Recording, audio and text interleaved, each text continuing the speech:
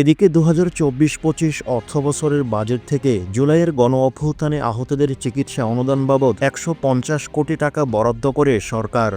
মুক্তিযুদ্ধ বিষয়ক মন্ত্রণালয়ের চিঠি থেকে এ তথ্য জানা যায়। 15 জানুয়ারি মুক্তিযুদ্ধ বিষয়ক মন্ত্রণালয়ের চিফ অ্যাকাউন্ট অ্যান্ড ফিন্যান্স অফিসারের কাছে উপসচিবের পাঠানো চিঠিতে বলা হয়, এই আর্থিক মঞ্জুরি চলতি অর্থবছরে অপ্রত্যাশিত ব্যয় ব্যবস্থাপনা খাত থেকে মুক্তিযুদ্ধ বিষয়ক মন্ত্রণালয়ের অনুকূলে অনুমোদন দেওয়া হয়। এতে 232 কোটি 60 লাখ টাকা থেকে 150 কোটি টাকা জুলাইয়ে গণ-অভ্যুত্থানে আহত শিক্ষার্থীদের জন্য চিকিৎসা বরাদ্দ করা হয়।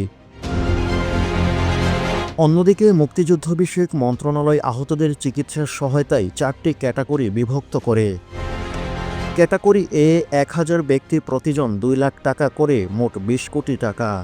ক্যাটাগরি বি 3000 ব্যক্তি প্রতিজন 1 লাখ করে মোট 30 কোটি টাকা।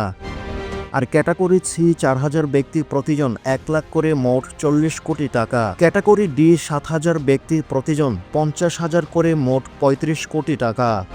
এছাড়া শহীদ পরিবারের সহায়তা দেওয়ার ব্যবস্থা করা হয়। সরকারের এ পদক্ষেপে আহতরা প্রয়োজনীয় চিকিৎসা সহায়তা পাবেন, যা তাদের পুনরুদ্ধারে সহায়ক হবে।